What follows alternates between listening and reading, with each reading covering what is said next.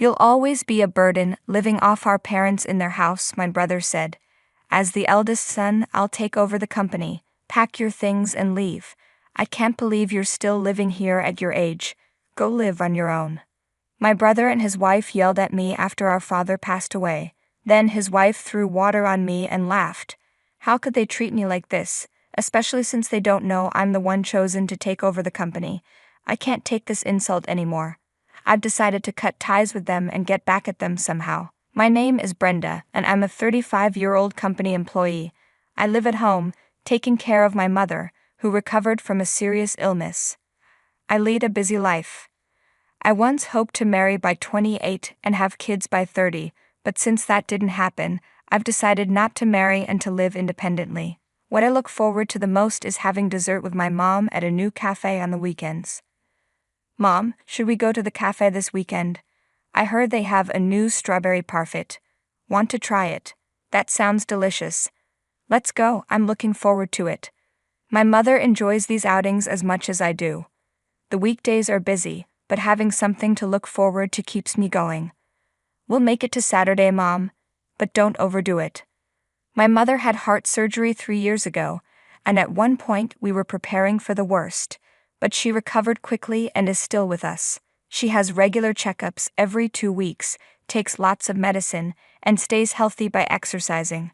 Brenda, thank you so much. Because of you, I've been able to stay healthy. I thought it was the end, but I'm glad I fought through the treatment.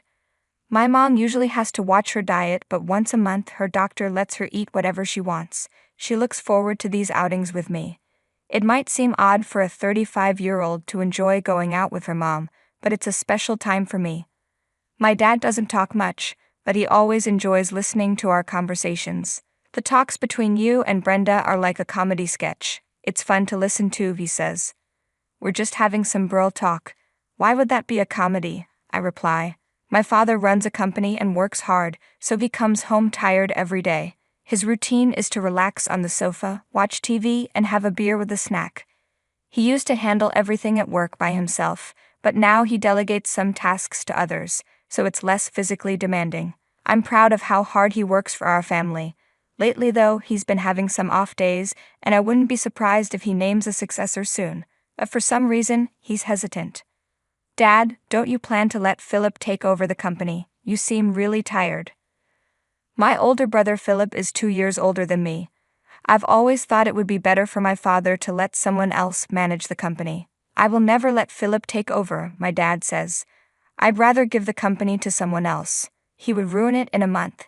He doesn't know anything about business and spends money recklessly. I can't trust the company to someone like him, my father said angrily. I had always wondered what happened between them, so I asked my mother. She told me that my brother Philip had financial problems during his college years. Back then, our family's financial situation was tough until the company started doing well. I chose to attend a cheaper public high school to help support the family, but Philip went to an expensive private school and spent his time playing around instead of working part-time. Even after Philip became an adult, my father asked him several times to help with the company. Philip always refused, saying, "Why should I help with a failing company? You started it because you liked it, so deal with it yourself." On top of that, Philip repeatedly used the company's money for his nightlife, eventually becoming uncontrollable. My parents didn't want to show me their struggles, so they kept quiet about Philip's issues for a long time. I wonder why Philip became so selfish, my mother said sadly. We raised both of you the same way, and we didn't spoil him. Philip was always full of complaints and sarcasm, with a narrow-minded personality.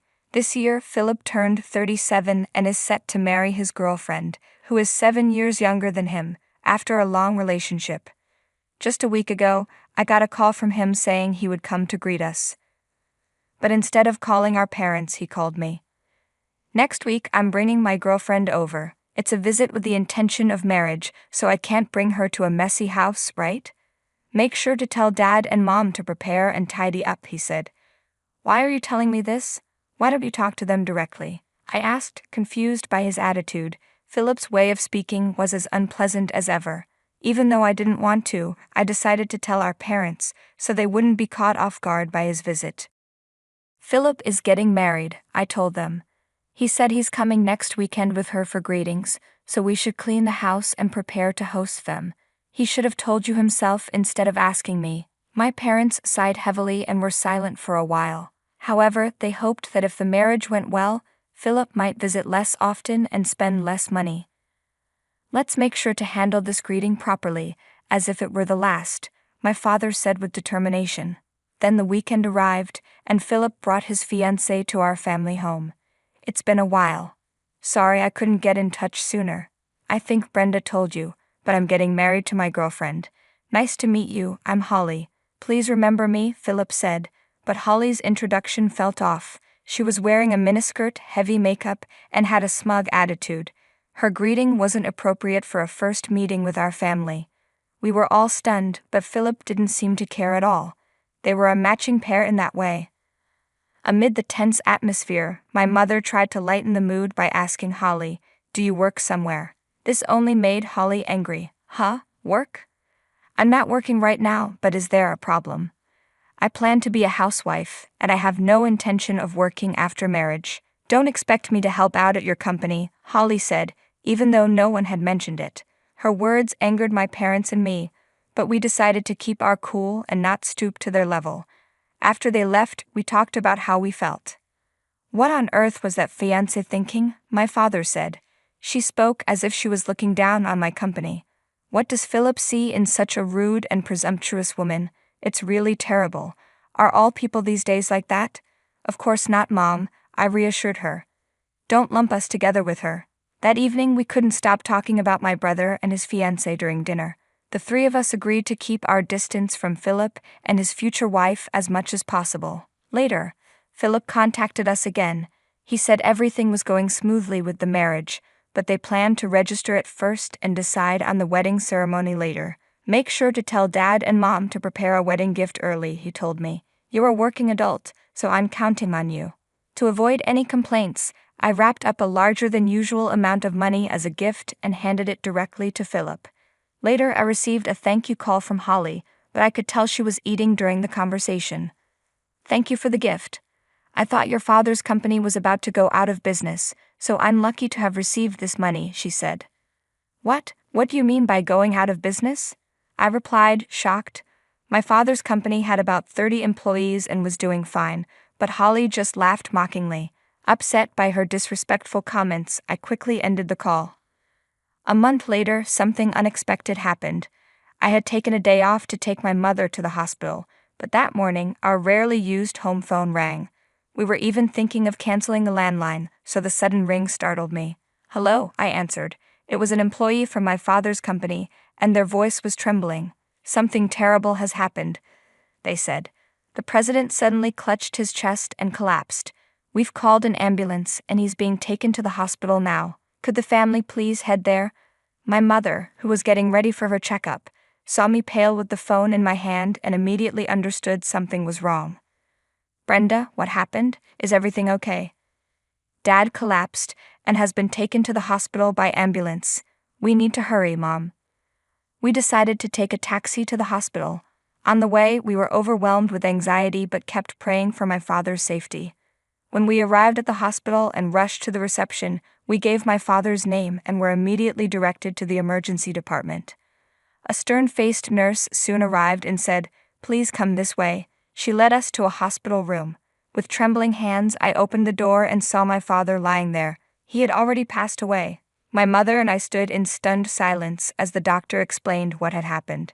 When the ambulance arrived, he was in cardiac arrest.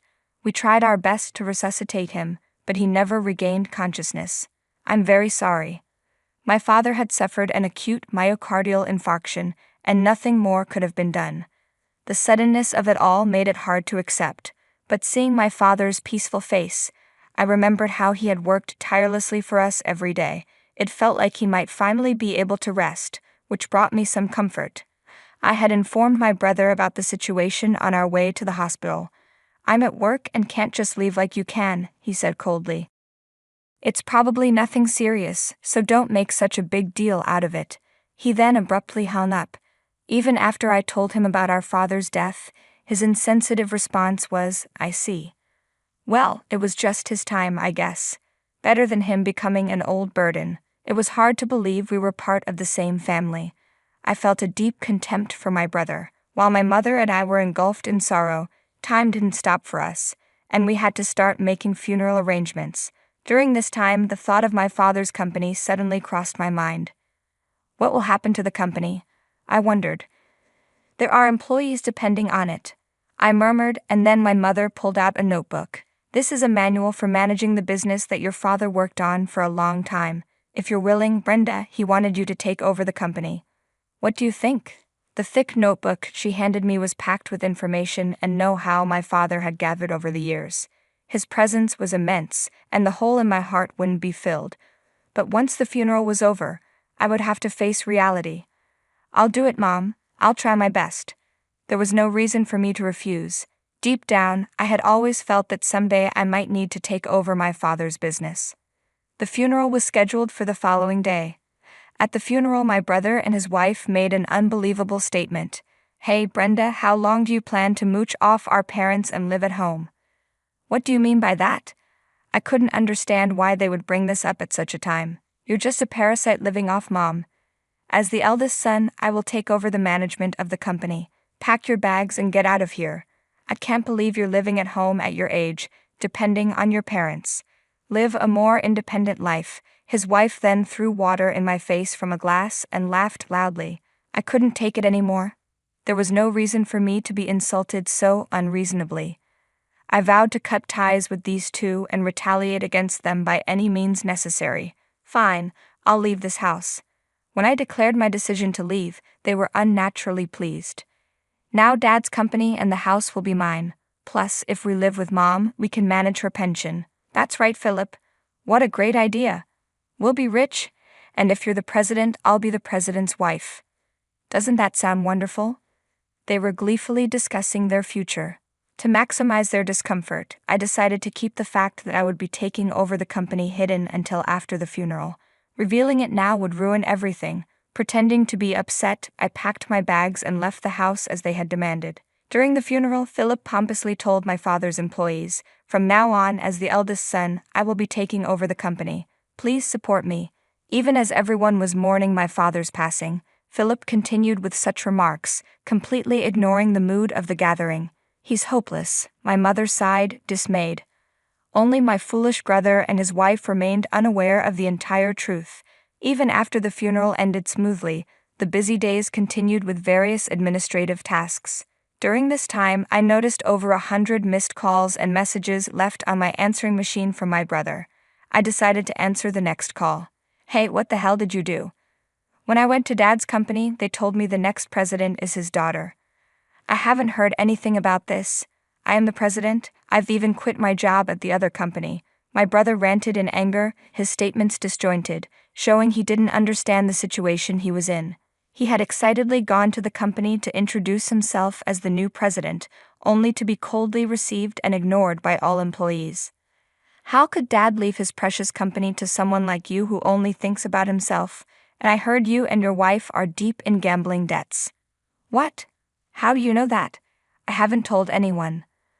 When I resigned from my previous job, I had mentioned taking over my father's company. When you have a sibling, it's a good idea to do a background check.